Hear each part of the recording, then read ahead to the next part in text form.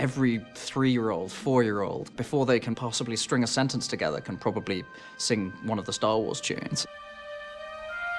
I grew up such a huge fan of John Williams' music. In fact, he's probably the most influential composer on my own writing. It's got that ingrained in the public consciousness. To be able to play with those toys is pretty cool.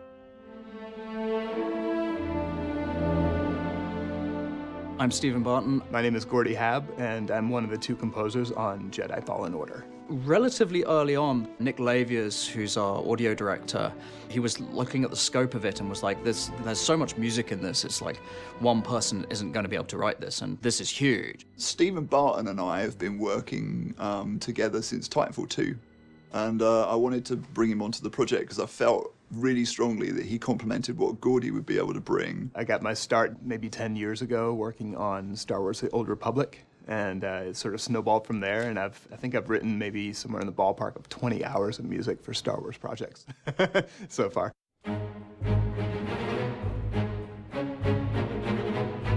We can look at it in terms of, you know, starting off with your theme. Yeah, figuring how out we spot that. what moments we're going to do. Yep. We sit down and we'll play through sections of the game together, and we'll do kind of big spotting sessions while playing the game. One of the things that's interesting about games generally now, but actually certainly this game, is that the line between cinematic and gameplay is becoming ever blurred. Gameplay, you have to really think interactively. Like, this music may last 2 minutes, it may last 10 minutes. You have to sort of factor that in, like how you're building in loops or building in, you know, alternate endings or layering system where you might need to ramp up the intensity of the music, for example. But then writing for cutscenes was much more like writing for a film, where you have a finite timeline and you're writing music to fit that finite timeline.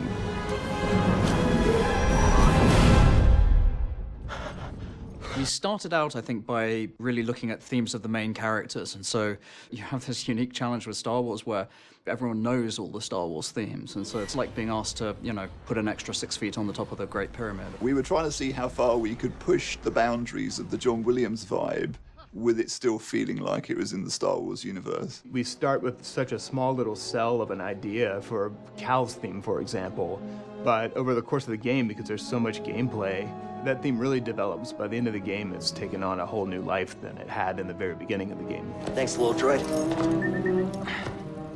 Okay, let's try this again. Okay.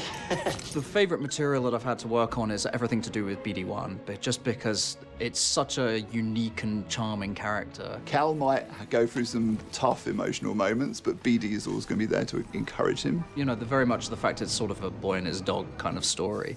The way to approach that musically was kind of like a nostalgia trip. No, we are not doing that again. There's a section in the game where you're on Kashyyyk and you're climbing the origin tree. It's about a 15 to 20 minute long piece of music. It's almost like a symphony that starts from the very ground level all the way to the top.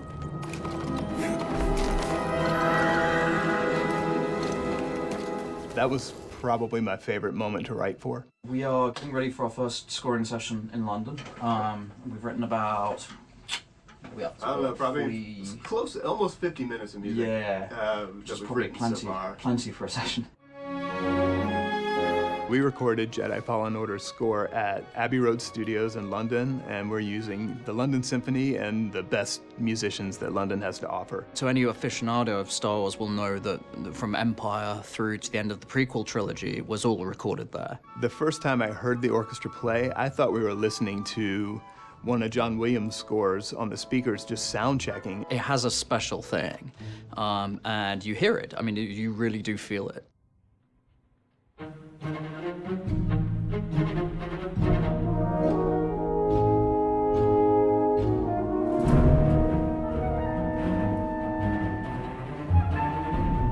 You know, you're standing in the same spot that, you know, the Beatles' Day in the Life was recorded conducting a symphony orchestra. There's nothing better than that.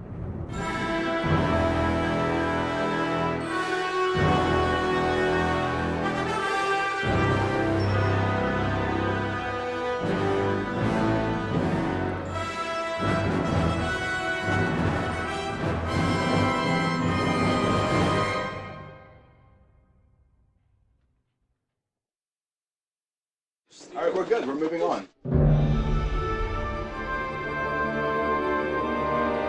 One of the things that Gordy and I have had a lot of fun with is finding versions of instruments that are sort of either forgotten or lesser used. So we have like a contrabass clarinet, and this thing looks like a plumbing fixture. I mean, it's huge, but it has something you haven't heard before.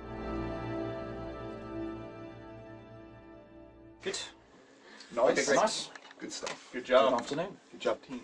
Stephen has a very unique voice, and he's got a very colorful way of thinking about music. It's incredibly rewarding to work with Gordy because there's things that he did with my themes that I'd never have thought of, and I was sort of like, just hearing them for the first time was a joy, because you're like, oh, I'd never have thought to do that. Stephen brings very fine espresso coffee, and Gordy brings great whiskey. So between the two of them, they're an absolute delight to work with. I just love working with those guys. I hope that when the player finishes playing Jedi Fallen Order, that they will feel like they were taken on a journey, in part because of the music. We hope you love it, but I mean, I think it's one of those ones where we hope it feels like a cohesive part of the story, to the point where the game is part of a bigger whole. You certainly can't watch the films without the music. They're married to each other. So I hope we achieve that sense of just, this is just a unique and an amazing ride.